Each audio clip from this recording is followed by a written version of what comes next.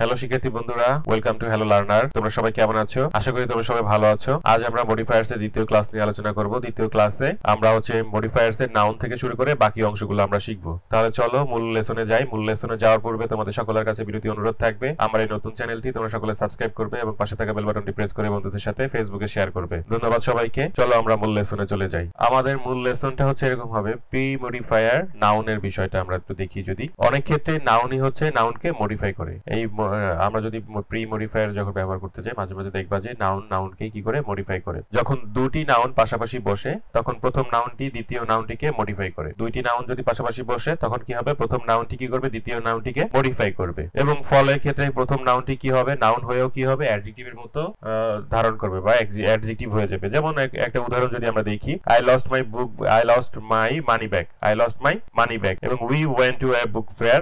এইখানে দেখো যে মানি ব্যাগ এবং বুক ফেয়ার এই দুইটা কি, মানি ব্যাগ এবং বুক ফেয়ার দুইটা কি নাউন, কিন্তু পরেরটা কি, ব্যাগ, মানি ব্যাগ, এই দুইটা কিন্তু নাউন এবং বুক ফেয়ার এই দুইটাও কিন্তু নাউন। তাহলে প্রথম নাউনটা কি করবে, দ্বিতীয় নাউনকে মডিফাই করবে। এই জন্য এটা কি হবে, প্রথম নাউনটা কি হবে, নাউন হয়েও অ্যাডজেক্টিভের মতো কাজ করবে। প্রথম নাউনটি নাউন হয়েও কি করবে, অ্যাডজেক্টিভের মতো কাজ করবে। তাহলে এই মানিটা কি হবে, এই নাউনের অ্যাডজেক্টিভ হিসেবে কাজ করবে। ফেয়ারের অ্যাডজেক্টিভ বুক হবে। ক্লিয়ার বিষয়টা?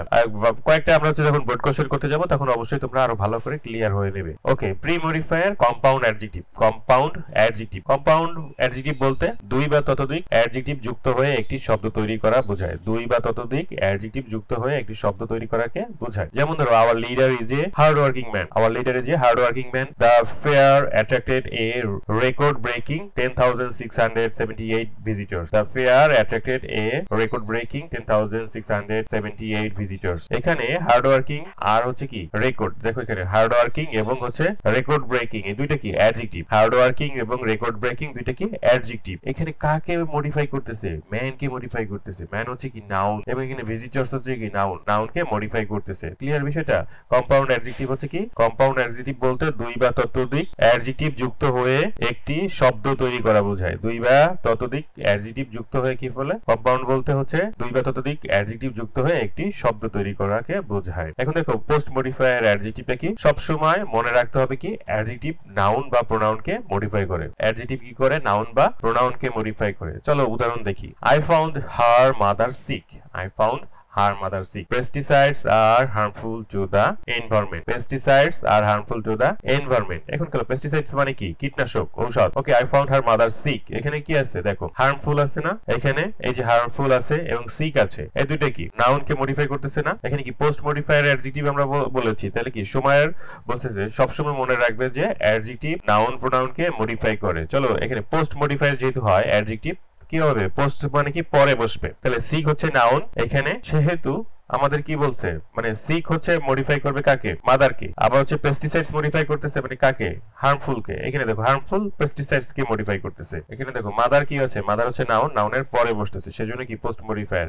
আবার দেখো পেস্টিসাইডস নাউন, নাউনের পরে বসতেছে হার্মফুল, সেজন্য এটাও কিন্তু পোস্ট মডিফায়ার্স হিসেবে আমাদের ব্যবহার করতে হবে। এখানে দেখো পরেরটা অ্যাডভার্ব। আমরা কিভাবে ব্যবহার করতে পারি পোস্ট মডিফায়ার হিসাবে, সবসময় মনে রাখবে যে অ্যাডভার্ব নাউন প্রোনাউনের কাজকে মডিফাই করে। অ্যাডভার্ব কি করে, নাউন প্রোনাউনের কাজকে মডিফাই করে। হি walks slowly, we see each other occasionally। এখানে দেখো যে স্লোলি এবং অকেশনালি কি অ্যাডভার্ব, যা নাউনের পরে বসেছে। নাউনের পরে ওয়াকের পরে বসেছে এবং অকেশনালি ইচ আদারের পরে বসেছে। তাহলে দেখো নাউনের পরে যখন বসবে তখন এটা কি হবে, পোস্ট মডিফায়ার হিসেবে ব্যবহৃত হবে। এখানে স্লোলি এবং অকেশনালি এটা কি আছে, অ্যাডভার্ব হিসেবে পোস্ট মডিফায়ারের পরে বসেছে, মডিফায়ার কেন বসেছে। মানে এখানে দেখো আমাদের ওয়াক এবং ওয়াক স্লোলি এবং ইচ আদার অকেশনালি, এটার পরে যখন বসবে অকেশনালি, এটা পোস্ট মডিফায়ার হিসেবে অ্যাডভার্ব হিসেবে ব্যবহৃত হবে। পোস্ট মডিফায়ার পার্টিসিপলটা কিভাবে ব্যবহার করতে হবে, পার্টিসিপল সর্বদা কি বসে, অ্যাডজেক্টিভ কিংবা অ্যাডভার্বের কাজ করে থাকে। পার্টিসিপল কি করে, সর্বদা কি করে, অ্যাডজেক্টিভ কিংবা অ্যাডভার্বের কাজ করে থাকে। পার্টিসিপল তিন প্রকার, যা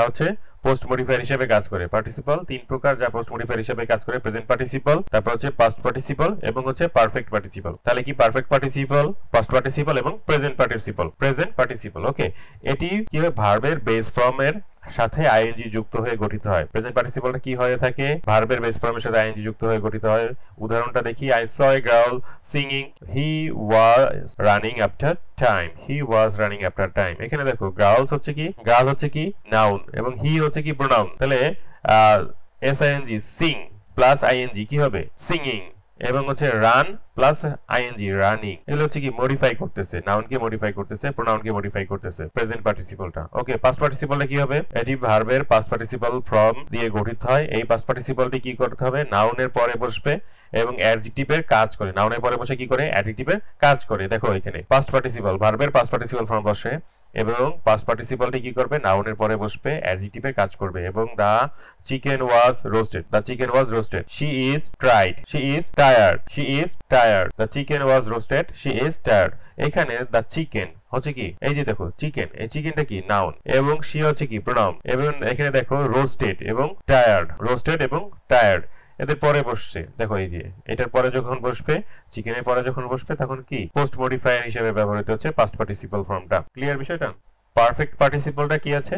এটি হ্যাভিং প্লাস ভার্বের পাস্ট পার্টিসিপল ফর্ম প্লাস অন্যান্য শব্দ দিয়ে গঠিত হয় এবং এটি হচ্ছে কোনো ক্লজের পরে বসে উক্ত ক্লজকে মডিফাই করে, অর্থাৎ অ্যাডভার্বের কাজ করে। যেমন ধরো he got an A1 his English test, having spend every working moment in English section. দেখো এই প্রথম যে ক্লজটি আছে সেই ক্লজটিকে মডিফাই করতেছে having plus spend every working moment in his English section. সেজন্য এটা কি করছে আমাদের? দেখো হ্যাভিং প্লাস ভার্বের পাস্ট পার্টিসিপল ফর্ম প্লাস অন্যান্য হবে, হ্যাভিং প্লাস ভার্বের পাস্ট পার্টিসিপল ফর্ম প্লাস অন্যান্য আছে এবং এই ক্লজটিকে কি করছে? যে he got an A1 his English test, English টেস্টকে কি করতেছে? মডিফাই করতেছে এবং অ্যাডভার্বের কাজ করতেছে, যার কারণে এই হ্যাভিং প্লাস স্পেন্ডটা পরে বসছে, অর্থাৎ পোস্ট মডিফাই করেছে। এবং his mother allowed him to keep the dog, এটাও কিন্তু পোস্ট মডিফাই করতেছে। ওকে, পোস্ট মডিফায়ার হচ্ছে রিলেটিভ ক্লজেস। রিলেটিভ ক্লজেস হলো যার সম্পর্কে বলা হচ্ছে তার কোনো বৈশিষ্ট্য উল্লেখ করে দেওয়া। রিলেটিভ ক্লজটা কি? রিলেটিভ ক্লজটা হলো যার সম্পর্কে বলা হচ্ছে তার কোনো বৈশিষ্ট্য উল্লেখ করে দেওয়া। উদাহরণ দেখলে বুঝতে পারবে যে Arnab is my friend who is very hard working. Arnab is my friend, এখানে কি? এখানে দেখো যে অর্ণব হচ্ছে আমার বন্ধু এবং কি করছে? পোস্ট মডিফাই করতেছে কি? অর্ণবের বৈশিষ্ট্যগুলো কি? Who is very hard working, এই হার্ড ওয়ার্কিংটা এই পোস্ট মডিফাই করতেছে কাকে? অর্ণব ইজ মাই ফ্রেন্ড, এই অংশটাকে কি করছে? পোস্ট মডিফাই করছে। ওকে, পোস্ট মডিফায়ার হচ্ছে আমাদের দেখো নাউন ফ্রেজ বা অ্যাপোজিটিভ ব্যবহার করতে হবে। এর অর্থ নাউনকে বিশ্লেষণ করা, এক কথায় বাড়িয়ে বলা, নাউনকে একটু বেশি কথা বলতে যায়।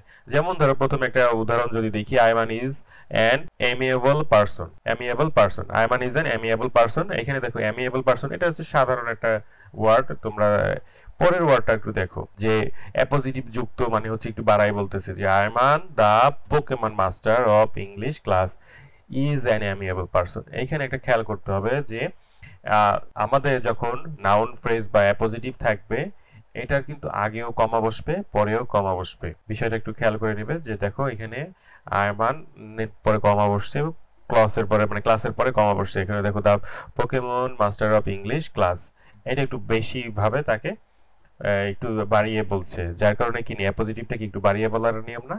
অ্যাপোজিটিভ হচ্ছে the Pokemon master of English class, এটা হচ্ছে একটু তাকে বাড়িয়ে বলা হয়েছে।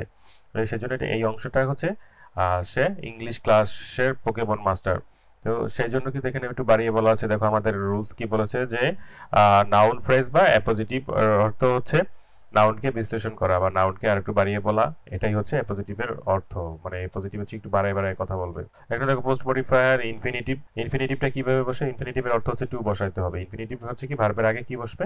টু বসাতে হবে এবং পোস্ট মডিফাই কাজ করতে হবে। যেমন ধরো I have an essay to write, I have an essay to write, she has work to do, she has work to do।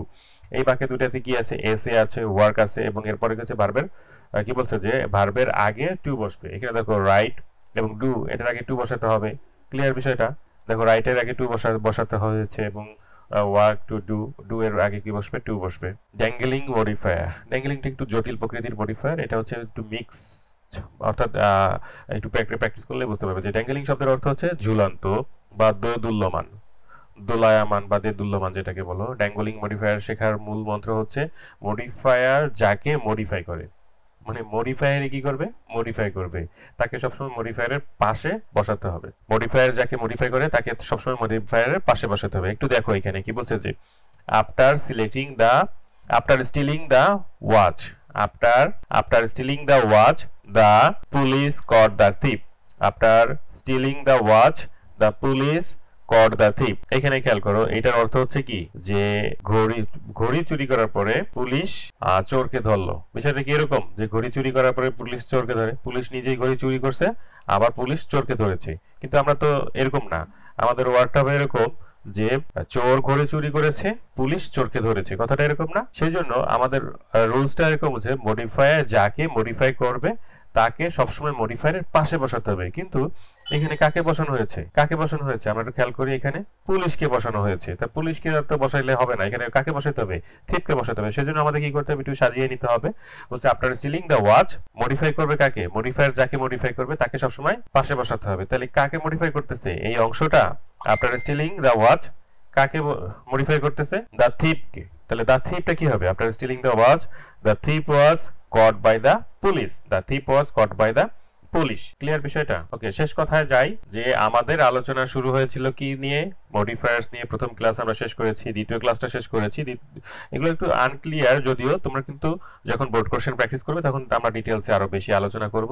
এইটা হচ্ছে যে মডিফায়ার চেনা বা মডিফায়ারটা কিভাবে আমরা জানতে পারি সেই বিষয়টা। এটা হলো বেসিক একটা রুলস ছিল, সেই রুলসগুলো আমরা একটু জেনে নিলাম আমাদের সুবিধার জন্য, যাতে বোর্ড কোশ্চেনটা আমরা সহজেই করতে পারি। এবং এই রুলসগুলো সম্পর্কে জেনে নিলে তোমরা কি করতে পারবে? আরো ভালো করতে পারবে। এবং এই প্রত্যেকটা বিষয় কিন্তু আমাদের গ্রামারে অনেক ভালো নাম্বার পেতে সাহায্য করে। তো ধন্যবাদ সবাইকে।